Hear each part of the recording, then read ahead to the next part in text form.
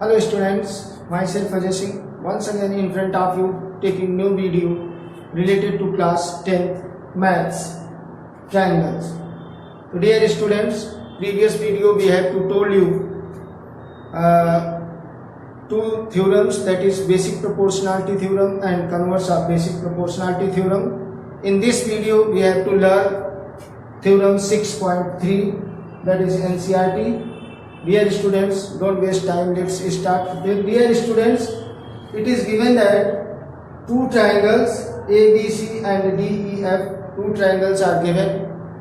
Here it is given that angle A equal to angle D, angle B equal to angle E, angle C equal to angle F, and prove that triangle ABC similar triangle DEF. ये आपको prove करना है और construction हमने इसमें किया, draw P and Q, P और Q मैंने दो पॉइंट लिया, किस पर, DE पर और DF पर। लेने के बाद सच दैट इस तरीके से लिया कि AB इक्वल टू DP है और AC इक्वल टू DQ है, क्लियर। और हमने क्या कर दिया, ज्वाइन कर दिया, किसको, PQ को ज्वाइन कर दिया। तो अब आप इसको समझने की कोशिश करिएगा।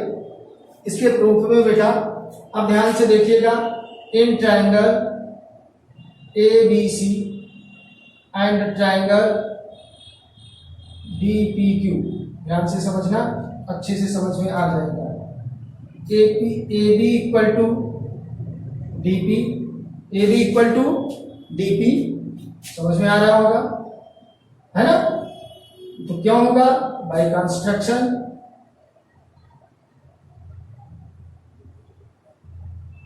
और angle A equal to angle D, ये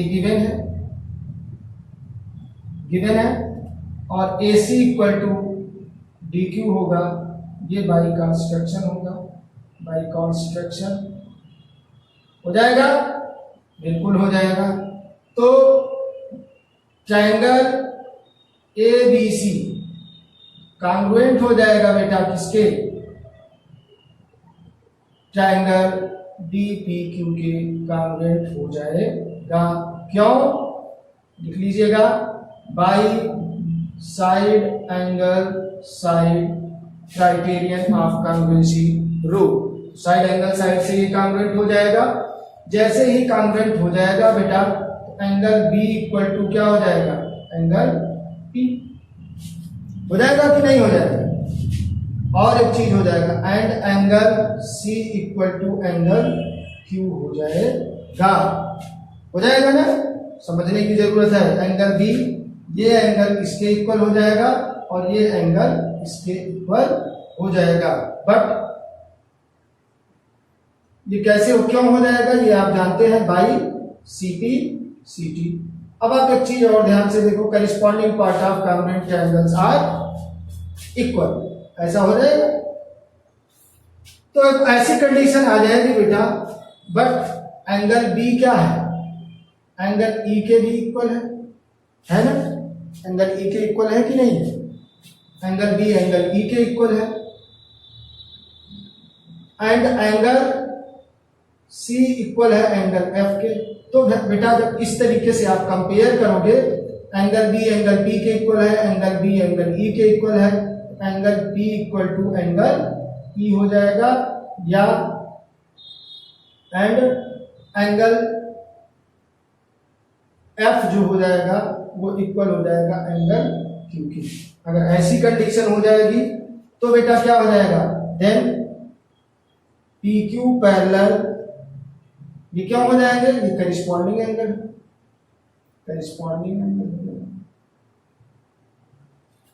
PQ पैरेलल क्या हो जाएगा, EF हो जाएगा। अब PQ पैरेलल EF हो गया।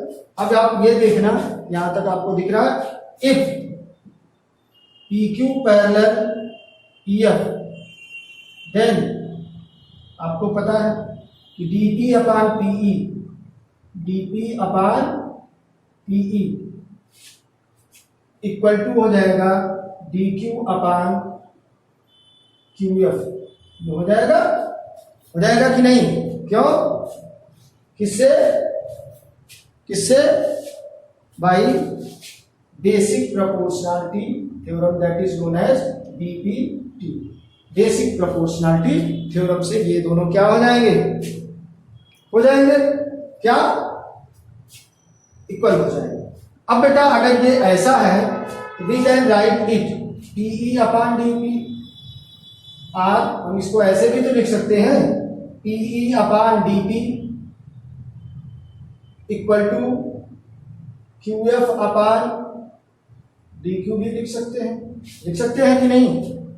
अब क्या करें, अगर हम दोनों में ऐड कर दें 1, adding equation 1, adding 1 both side, इसमें अगर हम ऐड कर दें बोथ साइड, दोनों तरफ हम 1 ऐड कर दें, तो देखो क्या बात बनने जा रही है। इसको ध्यान से समझिएगा, समझेंगे तो आपको समझ में आता रहेगा। क्लियर। अब आप ऐड करोगे बेटा तो दिखना थोड़ा सा यहाँ पर बोर्ड छोटा है, किसकी वजह से दिक्कत आ रही है। अगर आप ऐड करेंगे तो क्या हो जाएगा बेटा, PE upon DP plus 1 equal to QF upon DQ plus 1। ये हो जाएगा क्या, PE plus DP upon DP equal to QF plus DQ upon DQ हो जाएगा। अब आप पीई प्लस डीपी क्या हो जाएगा बेटा, डीई, तो DE upon DP equal to हो जाएगा डीएफ अपॉन डीक्यू हो जाएगा, है ना भाई। जब इसको और इसको ऐड कर देंगे तो ये टोटल क्या हो जाएगा, डीएफ अपॉन डीक्यू हो जाएगा। हम इसको इस तरीके से भी लिख सकते हैं कि डीपी अपॉन डीई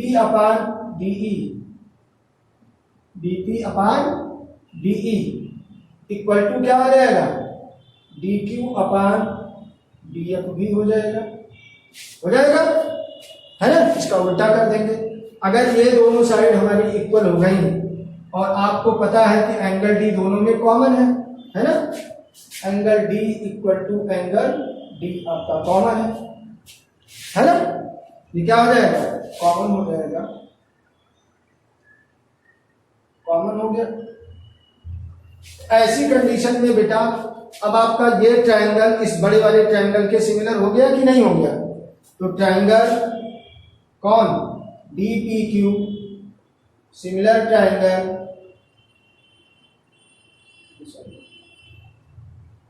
हाँ triangle DPQ similar triangle DEF के हो जाएगा ना, क्यों, बाई साइड एंगल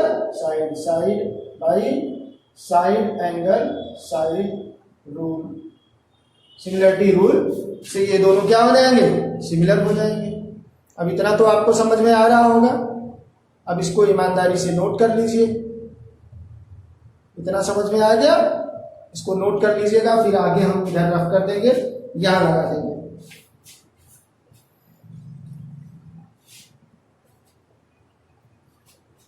अब आप ध्यान से देखना बेटा, ये दोनों आपस में सिमिलर हो गए, तो अब कंडीशन क्या हुई, सिमिलर हो गए। सिमिलर करने की जरूरत भी नहीं थी, हम चाहते तो यहीं पर रहने देते, इसके बाद आप बात बनाते तो अच्छा रहता है ना। अगर आप नहीं चाहते हो तो आप इसको सिमिलर ना प्रूव करो, चलो ठीक है, यहां पर छोड़ दिया हमने, यहां तक ये आ गया, ठीक है ना, यहां तक ये आ गया आपका। अब इसको ध्यान से देखना बेटा, यहां से देखना, एंड बाय कंस्ट्रक्शन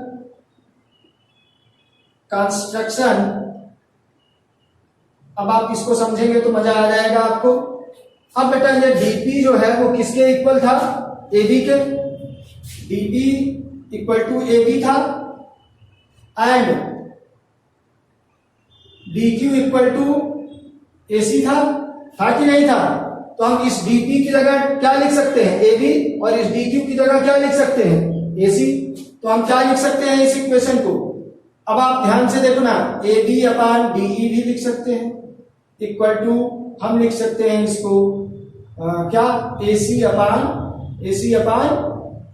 DF भी लिख सकते हैं AC अपान DF भी लिख सकते हैं। हो जाएगा कि नहीं हो जाएगा? हाँ हो जाएगा। और जब ऐसा हो जाएगा तो ध्यान से देखना बेटा, अब सिमिलरली क्या हो जाएगा बेटा? सिमिलरली ध्यान से देखना, अब ये AB upon DE equal to AC upon DF हो गया, AC अपान DF हो गया, समझ रहे हैं? और एक चीज है, ये AB अपान BE ये इक्वल हो जाएगा BC अपान किसके? BC अपान EF के, हो जाएगा ना? मान लो ये इक्वेशन फर्स्ट है और ये इक्वेशन सेकंड है। अगर हम इसको कंपेयर करेंगे तो कंपेयरिंग बोथ इक्वेशन जब दोनों को कंपेयर करेंगे तो बेटा ध्यान से देखना, AB अपान DE हो गया equal to AB equal to BC upon EF भी हो जाएगा equal to AC upon DF भी हो जाएगा। जैसे ही ये तीनों साइड का रेशियो, करस्पॉन्डिंग साइड्स का रेशियो आपस में इक्वल आ गया तो आप कह देंगे क्या? Then triangle ABC similar triangle DEF by सुंदर सुशील सद्गुणी similarity rule, side similarity rule. अब आपको समझ में आ गया होगा, आपको ये क्वेश्चन बहुत अच्छे से समझ में आया होगा, ये थ्योरम आया होगा एनसीईआरटी का कि अगर दो ट्रायंगल हैं और दोनों ट्रायंगल के सारे एंगल्स आपस में इक्वल दिए गए हैं तो प्रूव करना था कि ये दोनों ट्रायंगल सिमिलर होंगे। तो आप समझ लेना बेटा, एक कंस्ट्रक्शन कर लेना कि P और Q दो पॉइंट लेना, किस पर? DE और DF पर क्या करना, और DPQ को जोड़ देना। इस तरीके का ये पॉइंट लेना कि AB के बराबर DP हो और AC के इक्वल DQ हो। अब इस ABC और DPQ को कांग्रुएंट प्रूव कर देना। जैसे ही कांग्रुएंट प्रूव करोगे वो भी प्रूव हो जाएगा किससे? साइड एंगल साइड से, यहां पर प्रूव किया गया है। जैसे ही ये कांग्रुएंट हो जाएगा तो एंगल B एंगल P के इक्वल हो जाएगा, एंगल C एंगल Q के इक्वल हो जाएगा। अब आपको एंगल B एंगल E के इक्वल था, एंगल C एंगल F के इक्वल था, E और P भी आपस में और F और Q भी आपस में इक्वल हो जाएंगे। और जैसे ये दोनों, ये एंगल और ये एंगल इक्वल हो गए तो ये करस्पॉन्डिंग एंगल हुए। तो क्या हुआ, ये दोनों पैरेलल हो गई, क्लियर। और जैसे ही ये दोनों पैरेलल हो गई तो बात बनती चली जाएगी आपकी। क्या हो जाएगा? जैसे ही ये दोनों पैरेलल हो गई तो DP अपान PE, ये क्या कहता है? Basic proportionality theorem. दो लाइन अगर पैरेलल है तो दो ट्रायंगल की DP upon PE equal to DQ upon QF हो जाएगा कि नहीं हो जाएगा? ये पहले से बता चुका हूं।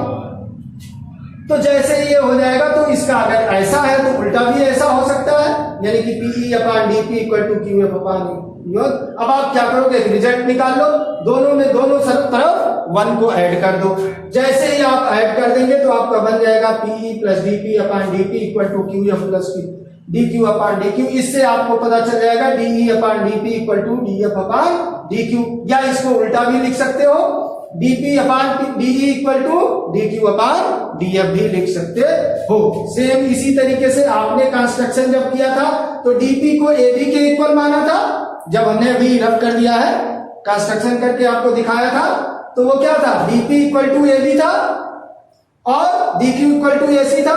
तो जहां जहां DP है वहां AB लिख दो, उस पर AB अपान DE हो गया, और वहां पर DQ जहां है वहां AC रख दो, AC अपान DF हो गया। अब इसी तरीके से AB अपान DE, AC अपान EF, DF आपस में इक्वल हो गए। इसी तरीके से AB upon DE equal to BC upon EF भी हो जाएगा। ये और ये, क्योंकि ये तो पहले से आपका लिख दिया था।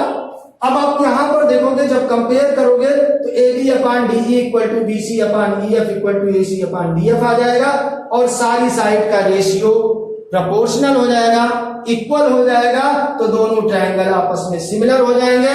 किस रूल से? By side similarity rule. और हम लोग पढ़ रहे थे एंगल सिमिलरिटी रूल। समझ में आया? तो उसको हमने साइड साइड से प्रूव कर दिया। जो रूल पूछा जाए उसको उसी से नहीं दूसरे से भी प्रूव करना है ना। तो अब आप इसको देखिएगा, समझने की कोशिश करिएगा, और आपको समझ में आ जाए तो बहुत अच्छी बात है, क्योंकि वीडियो बनाने में मेहनत लगता है, इसलिए आपसे एक अपेक्षा होती है जरूर कि आप ईमानदारी से पढ़ें और पढ़ करके आगे बढ़ते रहें। यही हम लोगों का लक्ष्य है, सारे टीचर ग्रुप का लक्ष्य यही है। आप पढ़ें, आगे बढ़ें, और इंडिया पढ़ेगा इंडिया तभी बढ़ेगा इंडिया। तब तक के लिए धन्यवाद। हाँ, जरूर एक काम करना, अच्छा लगे तो लाइक करना, शेयर कर देना, सब्सक्राइब करना। Thank you, bye bye.